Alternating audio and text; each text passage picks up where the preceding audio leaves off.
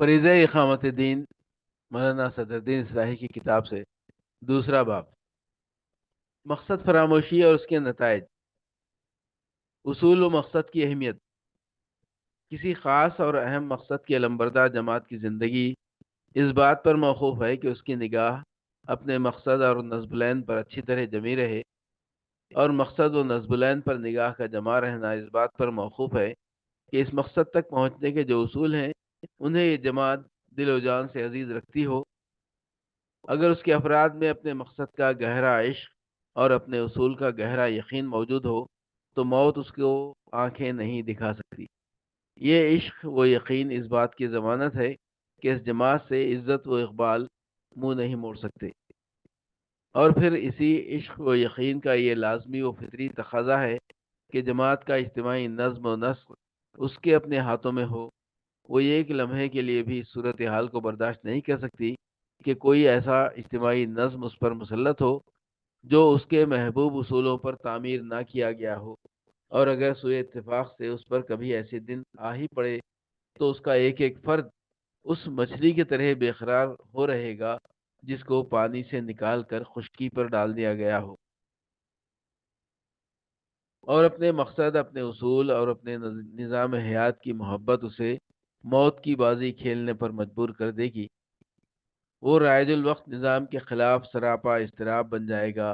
اور اس کے ساتھ کسی قسم کے اختیاری تعاون یا مداحنت کا تصور تک اس کے لیے ناقابل برداشت ہوگا، کیونکہ وہ جانتا ہوگا کہ میری انفرادی اور جماعتی زندگی کا تشخص جن اصولوں سے قائم ہے ان کا اسی نظام نے گلا گھونٹ رکھا ہے۔ یہ اضطراب سکون سے اسی وقت بدل سکے گا جبکہ وہ اس نظام کی دھجیاں بکھیر چکا ہوگا۔ اس کے بخلاف اگر کسی جماعت کے اندر اپنے اصولوں کا یقین مرجھا گیا اور اپنے مقصد و نصب العین کا عشق بے جان ہو گیا ہو تو یہ اس کے مٹ جانے کی ناقابل انکار علامت ہے۔ یہ اس کے مٹ جانے کی ناقابل انکار علامت ہے۔ اس کم یقینی اور سرد مہری کے نتیجے میں اگر اس کے اندر کسی دوسرے نظام کے ساتھ تعاون اور مداحنت کا رجحان ابھر آئے تو اس پر ہرگز کوئی تعجب نہ کرنا چاہیے، اور کسی ایسے رجحان کا ابھر آنا اس کے سوا کوئی معنی نہیں رکھتا کہ حیات ملی کی محافظوں نے خزانے کی کنجیاں دشمنوں کے حوالے کر دیں، اور اب اس پونجے کا لٹ جانا بس کوئی دن کی بات ہے جسے کوئی معجزہ ہی روک سکتا ہو تو روک سکے۔ پھر چونکہ زوال ہو یا کمال اس دنیا میں کسی کی فطرت میں ٹھہراؤ نہیں ہے، اس لیے اس کے یقین و عشق میں اس زوال کا عمل اپنی رفتار سے برابر آگے بڑھتا جاتا ہے، اور آخر کار ایک مقام پر پہنچ کر وہ اس لٹی ہوئی پونجی کے لٹ جانے کے احساس کو بھی لوٹ لیتا ہے۔ یہ وقت ہوتا ہے جب افراد جماعت میں کسی دوسرے اصول و نظام زندگی کی غلامی کا ذوق پیدا ہو جاتا ہے، جب وہ تعاون اور مداحنت کی بھی حدیں پھان چکے ہوتے ہیں، جب انہیں اپنا اصولی اور اخلاقی موقف ہی یاد نہیں رہ جاتا، جب وہ اپنے مقصد اور اصول سے اتنے بیگانہ ہو جاتے ہیں کہ ان کا عملی رویہ تو ان چیزوں کے غلط اور ناقابل قبول ہونے کی گواہی دینے لگتا ہے،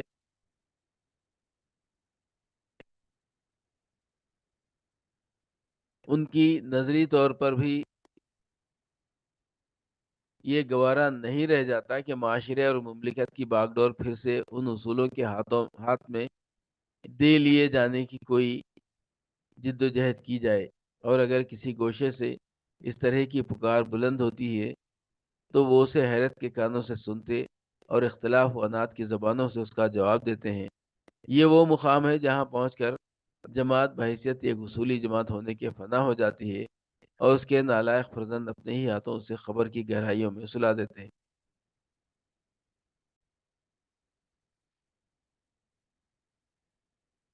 ان مؤخر ذکر صورتوں میں یہ ضروری نہیں ہے کہ جماعت مادی حیثیت سے بھی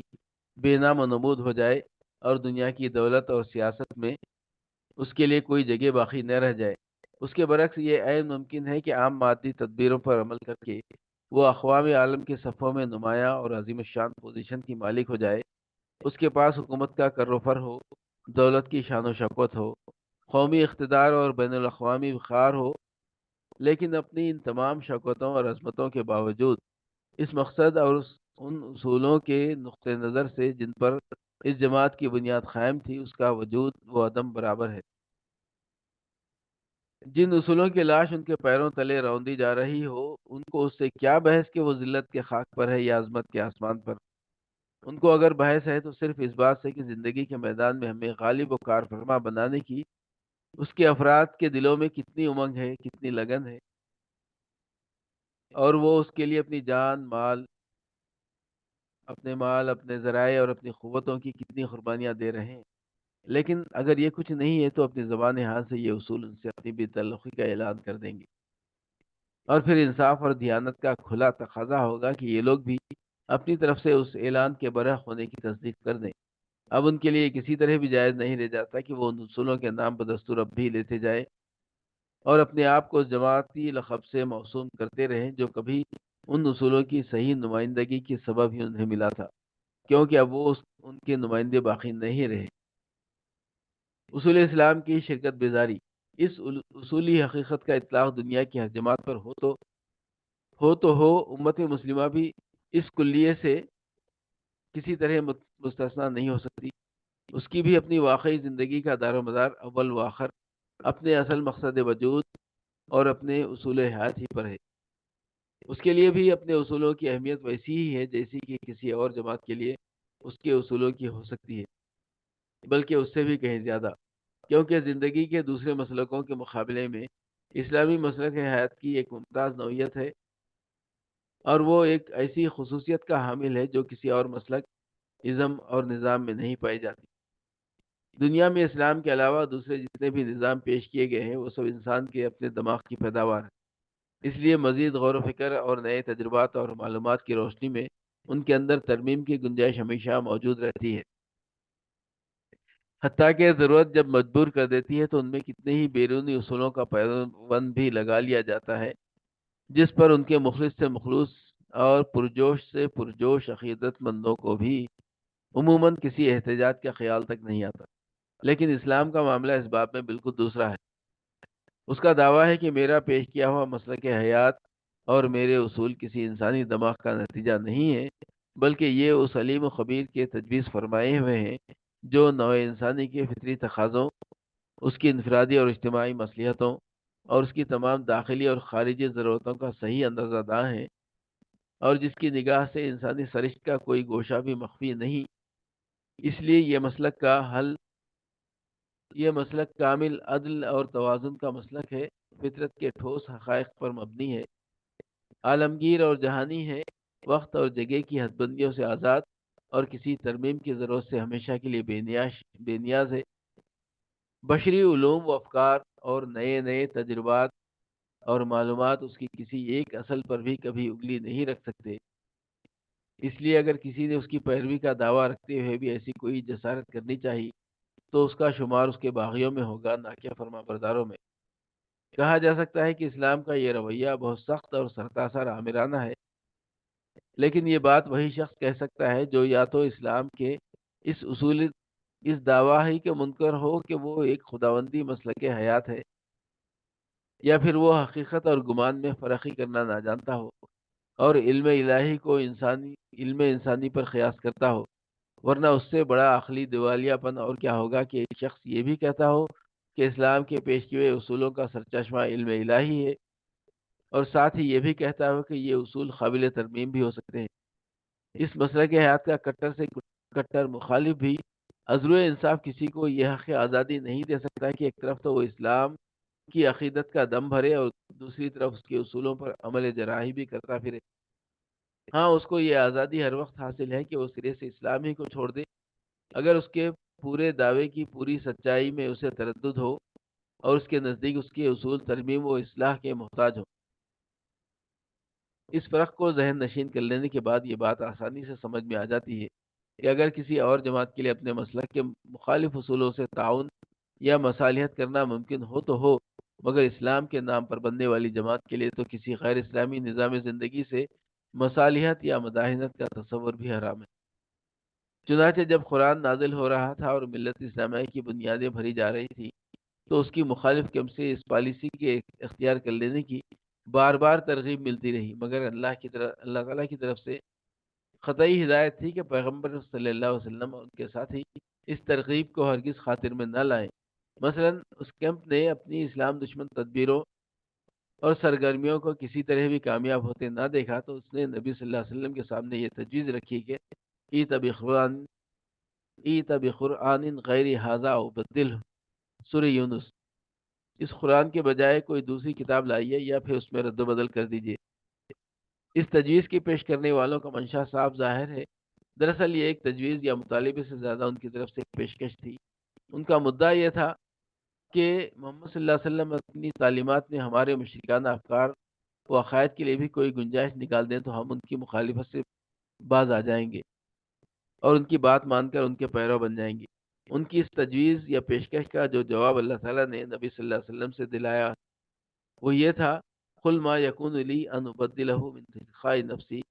ان اتبع الا ما یوحی الی، سورہ یونس آیت 15۔ ان سے کہہ دو کہ مجھے اس بات کا قطعاً کوئی استحقاق نہیں کہ میں اپنی طرف سے اس قرآن میں کوئی رد و بدل کر دوں، میں تو بس اس چیز کی پیروی کرتا ہوں جو میری طرف وحی کی جاتی ہے۔ اصولی اور بنیادی باتیں تو خیر بڑی چیز ہوتی ہیں، اللہ تعالیٰ نے تو اپنے پیغمبر کو اس بات سے بھی پوری سختی کے ساتھ خبردار کر دیا تھا کہ خواہ حالات کا تقاضا اور وقت کی مصلیت کچھ ہی کیوں نہ ہو،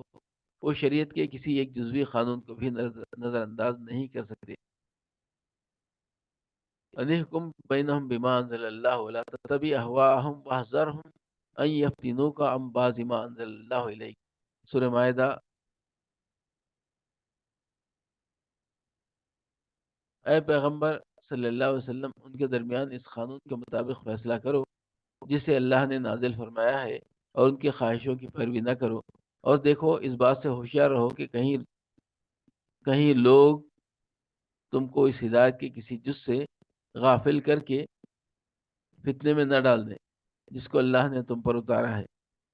یہ تو اسلامی تعلیمات میں کسی بنیادی یا جزئی ترمیم کی خواہش اور کوشش کا معاملہ تھا۔ اس کے بعد دوسرے درجے پر ان کی ایک اور خواہش اور کوشش ہوئی،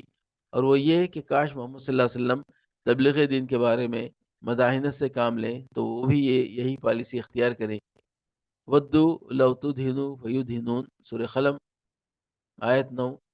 اور یوں یہ کشمکش ختم ہو جائے۔ مداحنت سے کام لینے کا مطلب یہ تھا کہ رسول اللہ صلی اللہ علیہ وسلم شرک کی تردید سے باز آ جائیں اور اپنی دعوت توحید کو صرف اس باتی پہلو سے پیش کرنے پر اکتفا کر لیں۔ گویا ان کی پہلی تجویز یا پیشکش اسلام اور شرک کا آمیزہ بنا لینے کی خواہش تھی، تو دوسری پیشکش اسلام اور شرک کے پرامن باہمی وجود کی خواہش تھی۔ مگر جس طرح پہلی کے منظور کر لیے جانے کو ناممکن فرمایا گیا، اسی طرح اس دوسری خواہش کو بھی ایک لخت ٹھکرا دیا گیا، اور اللہ تعالیٰ نے نبی صلی اللہ علیہ وسلم کو یہی حکم دیا کہ اس طرح کی باتیں ہرگز نہ مانیں۔ فلا تطیع کل افاک اثیم۔ یہ قرآنی تصریحات اسلام کے اصولوں ہی کا نہیں بلکہ جمیع تعلیمات اور اس کے مخصوص مزاج سب کا مقام بالکل واضح طور پر متعین کر دیتی ہے۔ ان کے بعد کسی شخص کو یہ کہنے کی اجازت ہرگز نہیں دی جا سکتی کہ اسلام کو اپنا لینے یا اپنائے رکھنے کے باوجود اس کے اصولوں کی پیروی میں انسان آزاد ہے اور حسب ضرورت ان میں ترمیم کر سکتا ہے۔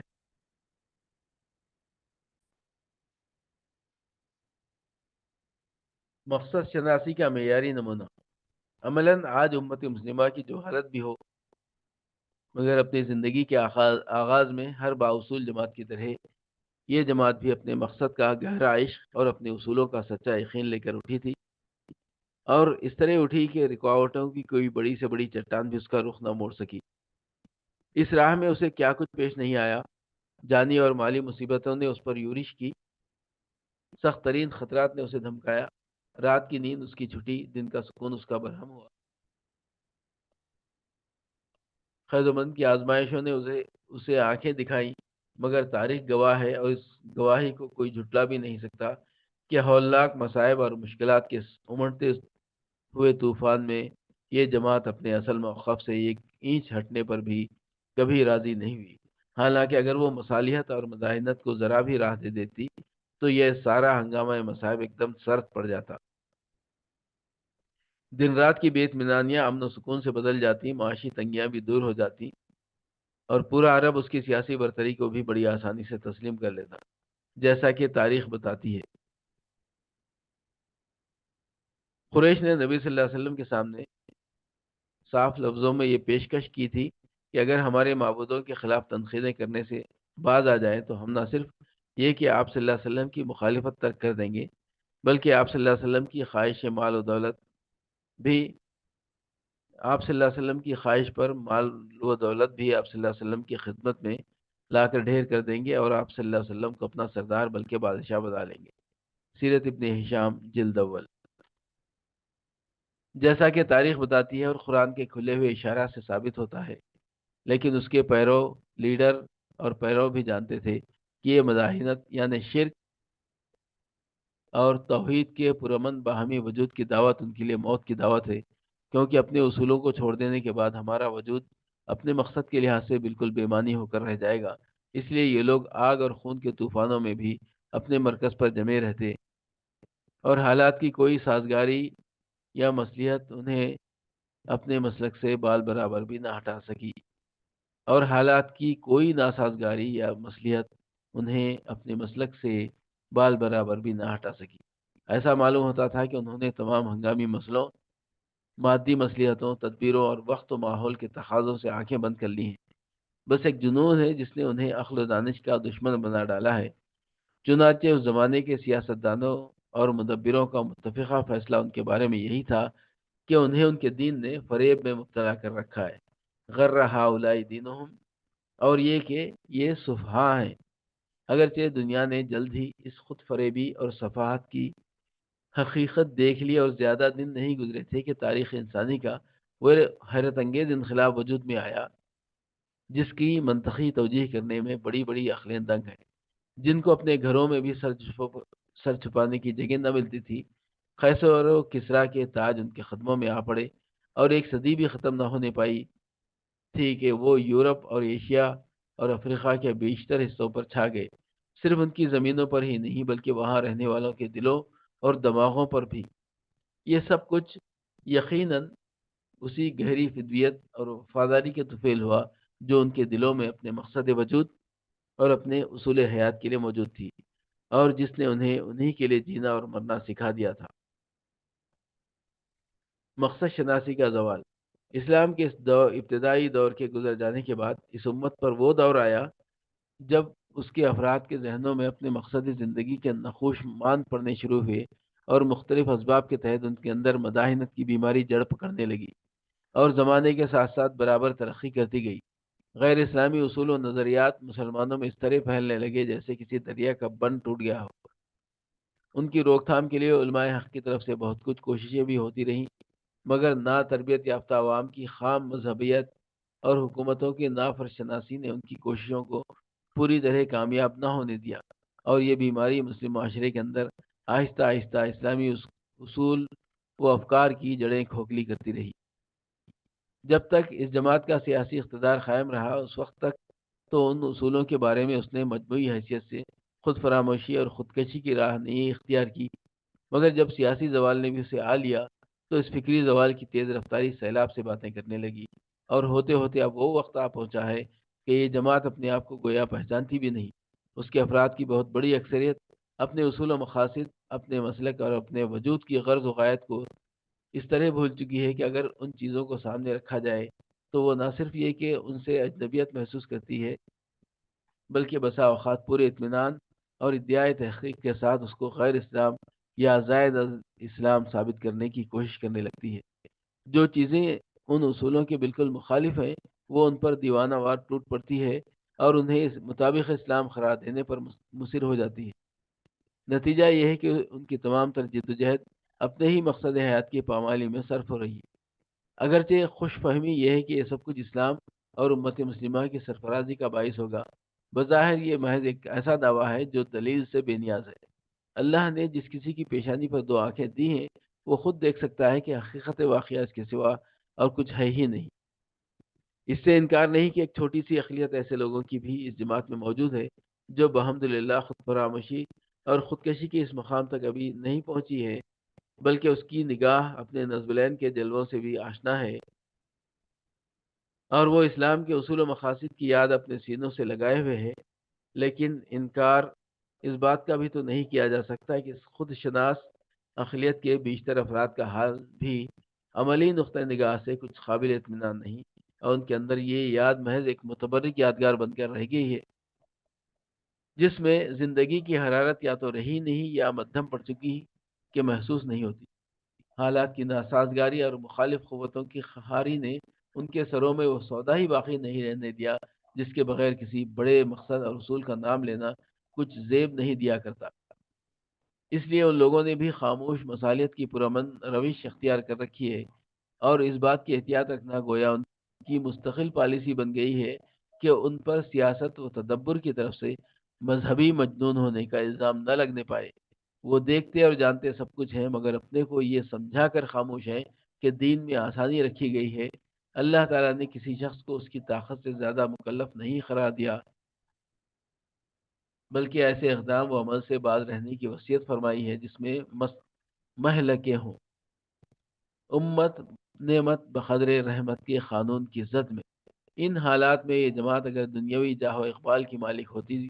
تو بھی اسلام کو اس سے کوئی دلچسپی نہ تھی، کیونکہ اس کا مجرد سیاسی اقتدار اس کی نظروں میں کوئی وقت رکھتا ہی نہیں۔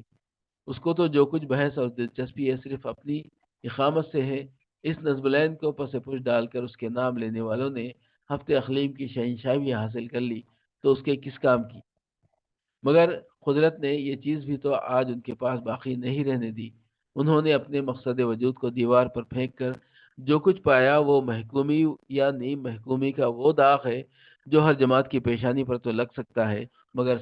سلطان کائنات کی پارٹی حزب اللہ کی پیشانی پر ہرگز نہیں لگ سکتا۔ یہ داغ اتنا گھناؤنا ہے کہ ہر دیکھنے والے کو اس پر حیرت ہوتی ہے، ٹھیک اسی طرح جس طرح کی امت کے ابتدائی دور میں اس کے عروج کو دیکھ کر حیرت ہوا کرتی تھی، یعنی عروج و زوال کے عام فلسفے کی روح سے امت مسلمہ کا عروج بھی ایک معجزہ تھا، اور اب اس کا زوال بھی ایک جوابی معجزہ ہے۔ عقلیں نہ اس غیر معمولی اقبال کی کوئی اطمینان بخش توجیح کر پاتی ہیں اور نہ اس غیر معمولی ادبار کی۔ حد یہ ہے کہ خود اس امت کی بہت بڑی اکثریت بھی حیرت زدہ ہے کہ یہ کیا ہو گیا۔ وہ رہ رہ کر سوچتی ہے کہ آخرکار ہماری ایسی زبوں کا سبب کیا ہے۔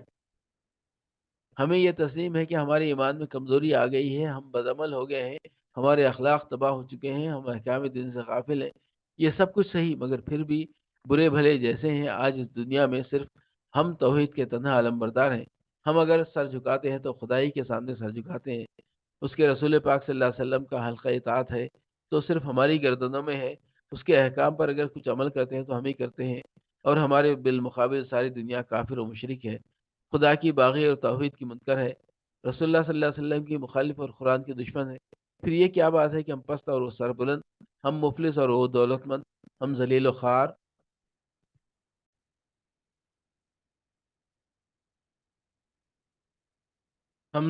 خوار، اور وہ صاحب اقتدار، ہم غلام وہ محکوم اور وہ آزاد وہ حکمران۔ حالانکہ جب ہم بہرحال غیروں کی بنسبت اللہ سے زیادہ قریب ہیں تو ان کے مقابلے میں ان الہی انعامات کے زیادہ مستحق ہم تھے نہ کہ وہ۔ یہ حیران کن سوال دراصل اس لیے پیدا ہوتا ہے کہ ہم قوموں کے عروج و زوال کے اس فلسفے سے ناواقف ہو گئے ہیں جسے قرآن حکیم نے بیان فرمایا ہے، ورنہ طبعی اور اخلاقی دونوں حیثیتوں سے ہم ٹھیک اسی مقام پر ہیں جہاں ہونا چاہیے تھا۔ صورت واقعہ یہ ہے کہ زندگی کے میدان میں دو قسم کے قوانین کار فرما ہیں، ایک تو قوانین طبعی اور دوسرے قوانین اخلاقی۔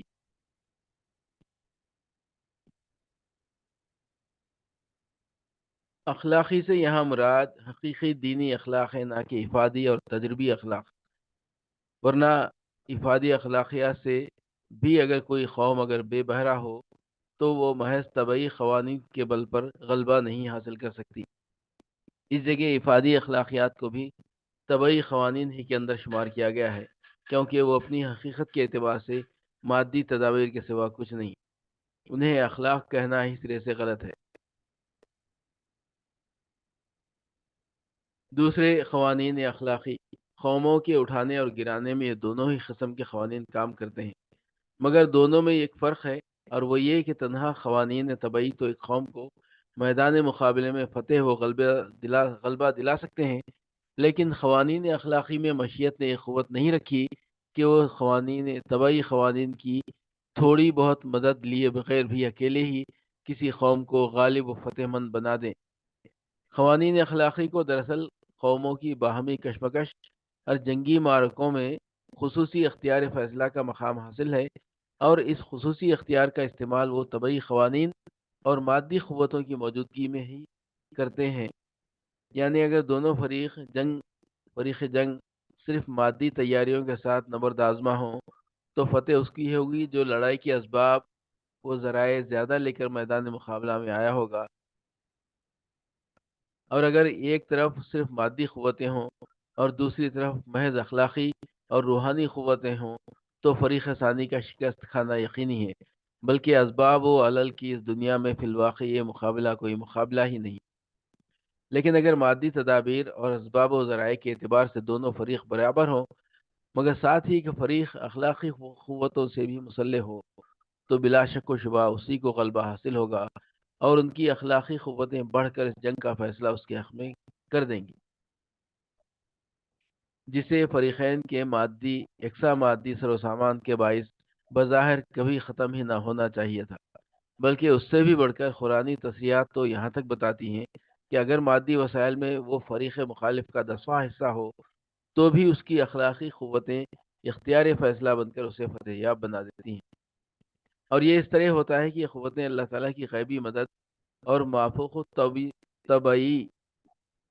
نصرت کا ذریعہ بن جاتی ہیں،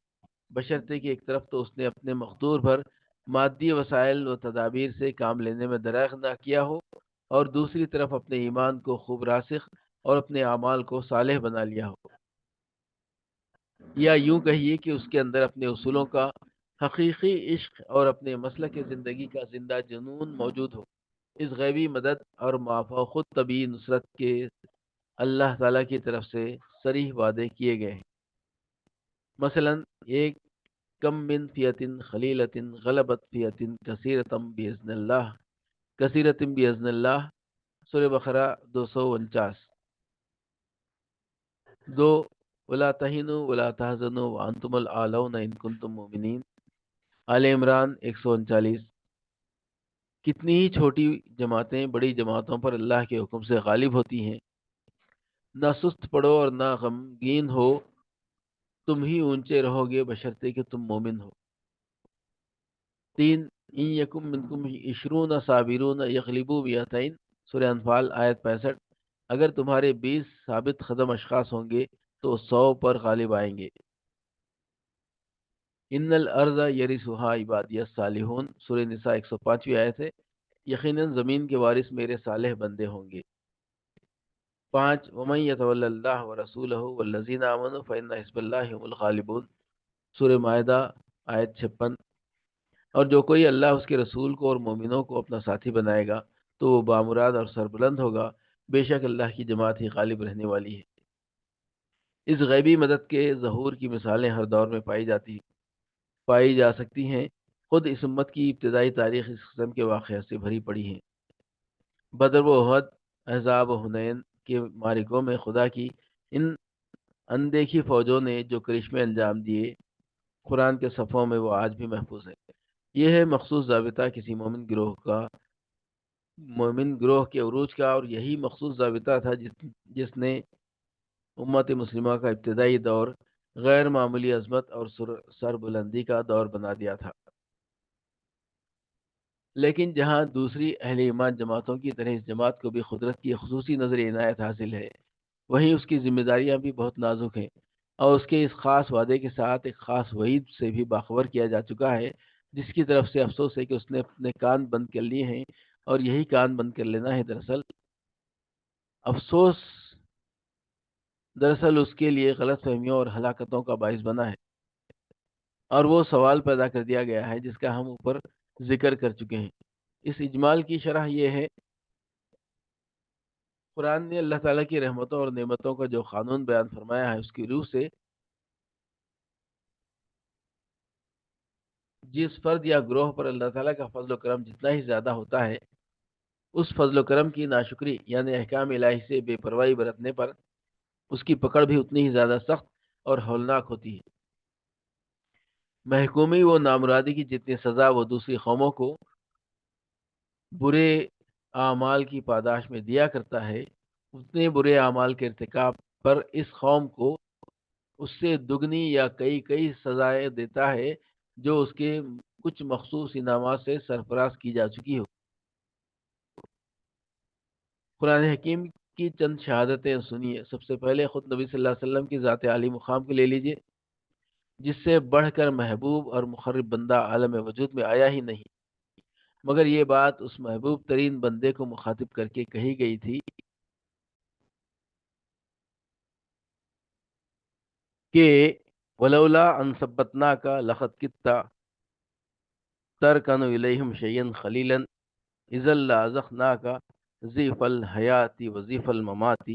ثم لا تجد لک علینا نصیرا۔ سورہ بنی اسرائیل آیت 74-75۔ اگر ہم تم کو حق پر ثابت قدم نہ رکھتے تو قریب تھا کہ تم کفار کی طرف کچھ نہ کچھ جھک پڑتے۔ اگر ایسا ہو جاتا تو یقیناً ہم اس وقت تم کو زندگی اور موت دونوں میں دونوں جہان میں دوہرا عذاب چکھا تھے، پھر تم ہمارے خلاف کسی کو اپنا مددگار نہ پاتے۔ دوسری مثال ازواج مطہرات کی لیجیے۔ ان کو جہاں یہ رتبہ بخشا گیا تھا کہ وہ امہات المومنین ہیں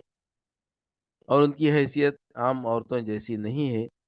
یا نساء نبی لستن کا عہد من النساء، نیز یہ کہ اگر وہ اللہ اس کے رسول کی صدق دل سے تابعداری کریں اور اچھے کام کریں تو عام لوگوں کی بنسبت ان کو دگنا اجر ملے گا۔ ومن يخنت منکن للہ ورسولہ وتعمل صالحا نؤتها اجرها مرتين واعتدنا لها رزقا کریما۔ سورہ احزاب آیت 31۔ وہیں اس حقیقت سے بھی انہیں آگاہ کر دیا گیا تھا کہ یا نساء نبی من یات منکن بفاحشۃ مبینۃ یضاعف لها العذاب ضعفین۔ سورہ احزاب آیت 30۔ اے نبی کی بیویوں، تم میں سے جو لوگ کھلی ہوئی بے حیائی کی مرتکب ہوگی اس کو دگنا عذاب دیا جائے گا۔ افراد قوم کے بعد قوموں کی مثال لیجیے۔ یہودی قوم وہ قوم ہے جس پر مدتوں انعامات الہی کی بارشیں ہوتی رہیں، جس کو دشمن سے بچانے کے لیے سمندر خشک کر دیا گیا، جس کی معاشی مشکلات کے وقت من و سلوہ کا نزول ہوتا رہا لخدخ بیابانوں میں، جس کے سر پر رحمت کے فرشتے بدلیوں کی چھتریاں تانے ساتھ چلتے تھے، اور جس کو تمام اقوام عالم پر برتری دی گئی تھی۔ لیکن جب اسی سربلند اور محبوب جماعت اور موجودہ توریت کے لفظوں میں خدا کی اپنی قوم نے اپنے عہد بندگی کو فراموش کر دیا اور احکام الہی سے سرتابی کر کے فسق و فجور میں غرق ہو گئی، تو اس پر اللہ کا غضب ٹوٹ پڑا، اور اس طرح ٹوٹا کہ یہ قوم پہلے جتنی سربلند تھی اب اتنی ہی ذلیل ہو گئی، جس قدر محبوب تھی اسی قدر مغضوب ہو رہی۔ غرض یہ کہ اللہ تعالیٰ کی کبھی نہ بدلنے والی سنت ہے کہ اس کی نقمت بقدر رحمت ہوا کرتی ہے، اور جیسا کہ چاہیے یہ سنت ٹھیک ٹھیک عدل پر مبنی ہے۔ چنانچہ عام انسانی فطرت بھی اسی روش پر عمل پیرا ہے۔ ہم ایک اجنبی آدمی سے اس حسن سلوک کے امیدوار نہیں ہوتے جس کی امید ہمیں اپنے اجزاء سے ہوتی ہے۔ ایک غیر شخص اگر ہماری باتوں کو نہیں مانتا، اس کی تکذیب اور مخالفت کرتا ہے تو ہم اس پر زیادہ رنجیدہ یا مشتعل نہیں ہوتے، لیکن یہی بات اگر اپنے کسی نمک خوار نوکر یا ناز پروردہ بیٹے سے سرزد ہو جائے تو اس وقت ہمارے غم و غصے کی انتہا نہیں رہتی، اور ہم اس کی اس حرکت کا وہ جواب دیتے ہیں جو ایک غیر آدمی کو کبھی نہیں دے سکتے۔ اس فرق کی وجہ بالکل کھلی ہوئی ہے۔ غیر کی مخالفت کا مطلب زیادہ سے زیادہ یہ ہے کہ وہ ایک سچی بات کا منکر اور دشمن ہے، لیکن اس یگانے کی مخالفت کا مطلب یہ ہے کہ اس میں مخالفت حق کے ساتھ نمک حرامی بھی موجود ہے، اور یہ وہ جرم ہے جسے انسانیت کا ضمیر کبھی معاف نہیں کرتا۔ بالکل یہی اصول اللہ تعالیٰ بھی اپنے بندوں کے بارے میں برتتا ہے، اور ان افراد یا اقوام کو جو اس کی مخصوص عنایتوں سے سرفراز ہونے کے باوجود اس کے احکام کی مخالفت پر اتر آتی ہے، عام حالت کی بنسبت دگنی سزائیں دیتا ہے، کیونکہ وہ بیک وقت دو جرموں کی مرتکب ہوتی ہیں، ایک تو مخالفت حق کی، دوسرے احسان کشی اور نمک حرامی کی۔ اسی سنت الہی کی روشنی میں امت مسلمہ کے ماضی اور حال کا جائزہ لینا چاہیے۔ اللہ تعالیٰ کا اس امت کے ساتھ کیا معاملہ رہا ہے؟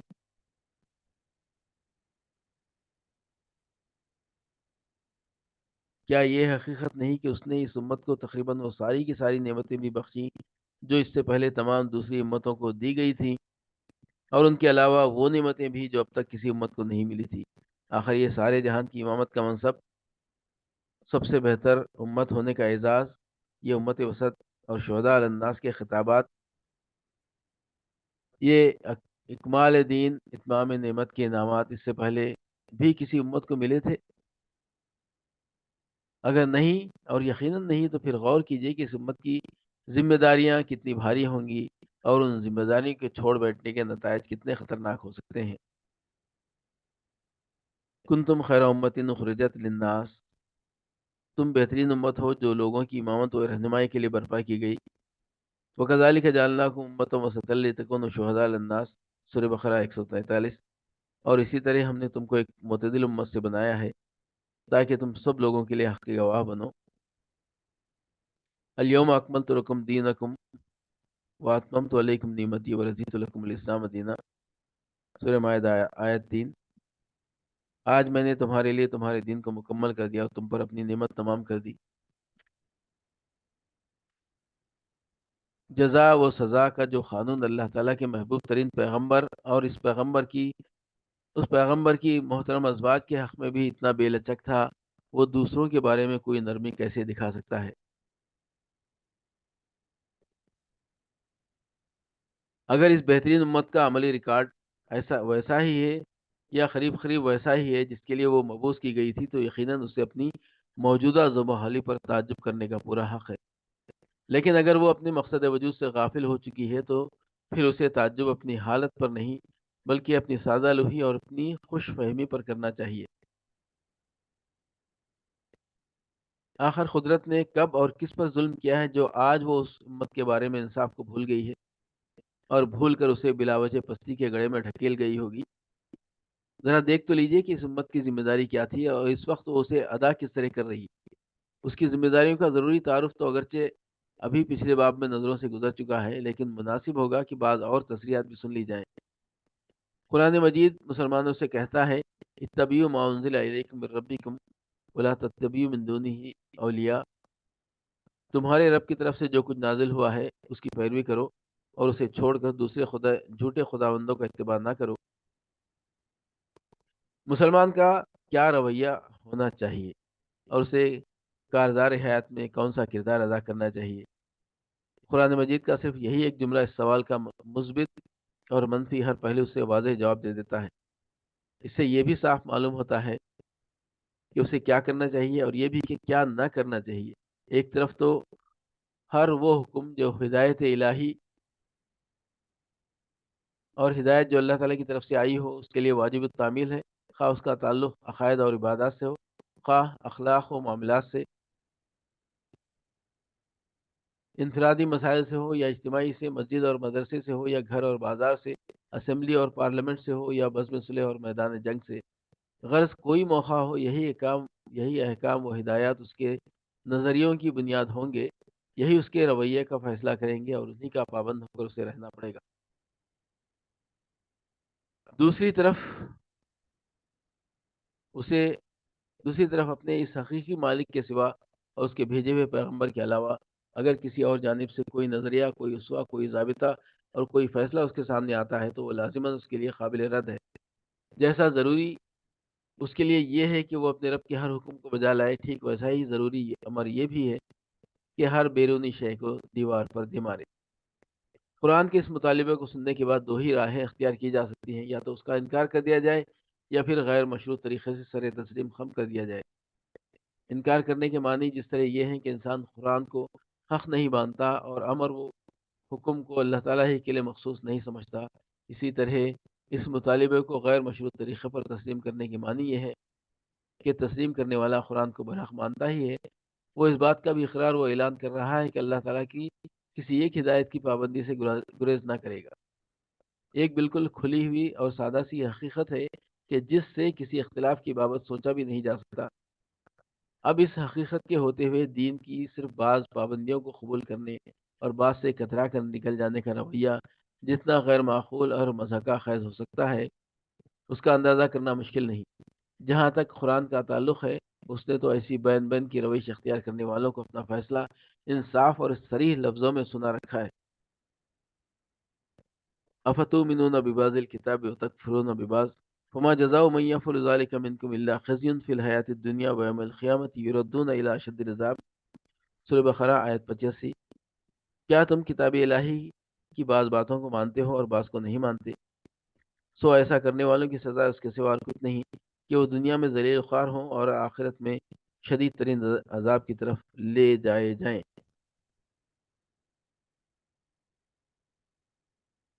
قرآن کا یہ فیصلہ اس امر کا قطعی ثبوت ہے کہ اس کا مطالبہ کامل حوالگی کا ہے، یعنی وہ کچھ بھی کہے اس پر اور صرف اسی پر عمل کرنا ضروری ہے۔ اس نے اپنے پیرووں کے لیے زندگی کے مختلف شعبوں میں جو حدیں قائم کر دی ہیں، ان کے آگے قدم اٹھانے کی ان کے لیے کوئی گنجائش نہیں۔ ایسا کرنے والوں کو وہ ظالم قرار دیتا ہے۔ وَمَن يَتَعَدَّ حُدُودَ اللَّهِ فَأُولَٰئِكَ هُمُ الظَّالِمُونَ، سورہ بقرہ آیت 229۔ اس لیے قرآن پر ایمان لانے اور مسلم ہونے کا مطلب یہ ہوا کہ اس کے اندر جو کچھ ہے اس کے کسی ادنا سے ادنا جز کو بھی ترک نہیں کیا جا سکتا۔ اب ذرا ایک سرسری نظر سے یہ بھی دیکھ ڈالیے کہ یہ امت اپنی ذمہ داری کو کس طرح کر رہی ہے۔ دماغ کو تمام خارجی تاثرات سے آزاد کر کے ما انزل الیکم من ربکم اور اول سے آخر تک نظر ڈال جائیے، اور اس کے بعد امت کے پورے عملی رویے کا گہرا جائزہ لیجیے، پھر اندازہ کیجیے کہ قرآن کے احکام پر عمل ہو رہا ہے۔ چھوڑ دیجیے ان لوگوں کو جو مسلمان ہوتے ہوئے بھی اسلام کے اعلانیہ باغی اور اس کے اصولوں کی سچائی کے منکر ہیں، یا جن کی زندگی کے لمحات ایک ایک کر کے اسلامی قوانین کے توڑنے میں بلکہ مٹانے ہی میں صرف ہوتے رہتے ہیں، اور جن کو فقہی اصطلاح میں فاسق و فاجر کہا جاتا ہے۔ ان افراد اور حلقوں کی طرف نظر دوڑائیے جو نیکی اور تقوی اور ایمان و عمل کے لحاظ سے اگلی صفوں میں شمار کیے جاتے ہیں۔ یہاں بھی آپ کو جو کچھ دکھائی دے سکتا ہے وہ زیادہ سے زیادہ یہی ہوگا کہ ان احکام الہی سے جن کا تعلق انفرادی زندگی سے ہے، نمازوں وہ غفلت نہیں برتتے، نمازوں اور روزوں کی پوری پوری پابندی ہوتی ہے، اور وظائف کی کثرت ہے، زکوٰۃ و صدقات ادا ہو رہے ہیں، جھوٹ، غیبت، بدگوئی، بہتان تراشی سے زبان آلودہ ہونے نہیں پاتی، کبر و غرور، نمود و ریا، خیانت، ظلم اور غضب، رشوت اور حرام خوری اور فتنہ و فساد کے دھبوں سے ان کے ایمان کا دامن پاک رہتا ہے۔ لیکن ان تمام باتوں کے باوجود جہاں تک دین کے اجتماعی احکام و مسائل کا تعلق ہے، اس سے غفلت و بے اعتنائی کا حال ان حلقوں میں بھی وہی ہے جو غیر متقی حلقوں میں نظر آتا ہے۔ قرآن نے اگر زندگی کے صرف انفرادی پہلو ہی سے بحث کی ہوتی تب تو بلا شبہ اس طرح اتباع قرآن کا خاضہ ہو جاتا، مگر وہ تو زندگی کے اجتماعی مسائل کو بھی اتنی ہی اہمیت کے ساتھ لیتا ہے جتنی اہمیت سے اس نے انفرادی مسائل کو لیا ہے۔ اس نے نماز، روزے، حج اور زکوٰۃ کے فرائض ادا کرنے اور دیانت، امانت، راست گوئی، اخلاص، وفا عہد، حسن سلوک، عقل حلال وغیرہ اخلاق فاضلہ پر کاربند ہونے کی ہدایتیں دینے کے ساتھ ساتھ یہ بھی کہا ہے کہ اللہ کے سوا کوئی عبادت کے لائق اور آقائی و فرمان روائی کا مستحق نہیں، اس لیے اسی کو اپنا آقا اور سلطان مانو۔ لا الہ الا اللہ، ان الحکم الا للہ، سورہ یوسف آیت 40، الا لہ الخلق والامر، سورہ اعراف آیت 54۔ خدا کی بندگی کرو اور تمام باطل خداؤں کو چھوڑ دو، وَنِعْبُدُوا اللَّهَ وَاجْتَنِبُوا الطَّاغُوتَ، سورہ نحل آیت 36۔ خدائی اور فرمان روائی کے ان تمام جھوٹے مدعیوں کے دعوے تسلیم کرنے سے انکار کر دو جو خدا کی بادشاہ سے باغی ہو کر اس کی رعایا پر اپنا حکم چلانا چاہتے ہیں۔ وَقَدْ أُمِرُوا أَن يَكْفُرُوا بِهِ، سورہ نساء 60۔ ان لوگوں کا کہنا نہ مانو جو اللہ کے حقوق سے غافل اور اس کی حدود کو توڑنے والے ہیں۔ وَلَا تُطِيعُوا أَمْرَ الْمُسْرِفِينَ، سورہ شورى 151۔ جب فیصلہ کرو تو احکام الہی کے مطابق کرو، وَأَنِحْكُمْ بَيْنَهُمْ بِمَا أَنزَلَ اللَّهُ، سورہ مائدہ آیت 49۔ جب اپنا فیصلہ کراؤ تو انہی احکام کے تحت کام کرنے والی عدالتوں سے کرواؤ، کراؤ، ورنہ غیر الہی قوانین کی عدالت میں اپنا معاملہ لے جانے والا منافق ہے۔ یریدون ان یتحاکموا الی الطاغوت، سورہ نساء آیت 60۔ اور قوانین الہی کو چھوڑ کر ان قوانین کے مطابق فیصلہ کرنے والا ظالم، فاسق اور کافر ہے۔ ومن لم يحكم بما انزل اللہ فاولئک هم الکافرون هم الظالمون والفاسقون، سورہ مائدہ 44 تا 47۔ کسی برائی اور کسی ظلم کو پروان چڑھانے میں کسی طرح کا تعاون نہ کرو۔ ولا تعاونوا علی الاثم والعدوان، سورہ مائدہ آیت 3۔ کفر کے علمبرداروں سے لڑو یہاں تک کہ کفر کا علم سرنگوں ہو جائے اور اللہ ہی کی اطاعت رہ جائے۔ وقاتلوہم حتی لا تکون فتنۃ ویکون الدین للہ، سورہ بقرہ آیت 93 193۔ جو کوئی اللہ اس کے رسول سے لڑے، اس سے خدا کی زمین پر زندہ رہنے کا حق چھین لو۔ انما جزاء الذین یحاربون اللہ ورسولہ ویسعون فی الارض فسادا ان یقتلوا، سورہ مائدہ آیت 33۔ جو چوری کرے اس کے ہاتھ کاٹ دو۔ والسارق والسارقۃ فاقطعوا ایدیہما، سورہ مائدہ آیت 38۔ جو بدکاری کرے اس کو 100 کوڑوں کی سزا دو۔ الزانیۃ والزانی فجلدوا کل واحد منہما 100 جلدہ، سورہ نور آیت 2۔ جو کوئی کسی پاک دامن پر زنا کا جھوٹا الزام لگائے، اس کو 80 درے لگاؤ۔ والذین یرمون المحصنات ثم لم یرتابوا باربعۃ شہداء ثم لم یاتوا باربعۃ شہداء فجلدوہم 80 جلدہ، سورہ نور 4۔ جو کوئی کسی کو عمدن قتل کر دے، اس کی بھی گردن اڑا دو۔ یا ایھا الذین آمنوا کتب علیکم القصاص فی القتلى الحر بالحر، سورہ بقرہ آیت 178۔ غرض یہ اور انہی جیسے بے شمار احکام شریعت ایسے بھی ہیں جو ہماری انفرادی زندگی سے آگے بڑھ کر ہماری اجتماعی زندگی کو بھی اپنا پابند بنا کر رکھنا چاہتے ہیں، اور یہ سب کے سب اسی قرآن میں موجود ہیں جس میں نماز روزے کے احکام درج ہیں۔ اس لیے جب تک ان احکام پر بھی عمل نہ کر لیا جائے، یہ کس طرح کہا جا سکتا ہے کہ اتباع دین اور عمل بالقرآن کا حق ادا ہو رہا ہے؟ اس حقیقت کے پیش نظر اس جماعت کے لیے جس نے اللہ کی کتاب پر پورا پورا عمل کرنے کا عہد کیا ہے، یہ سارے احکام بھی بالیقین اسی طرح واجب التعمیل ہیں جس طرح وہ دوسری قسم کے احکام۔ بلکہ ہمارے واقعی تو یہ ہے کہ اپنی ساری اہمیتوں کی بنا پر ان میں سے اکثر احکام ایسے ہیں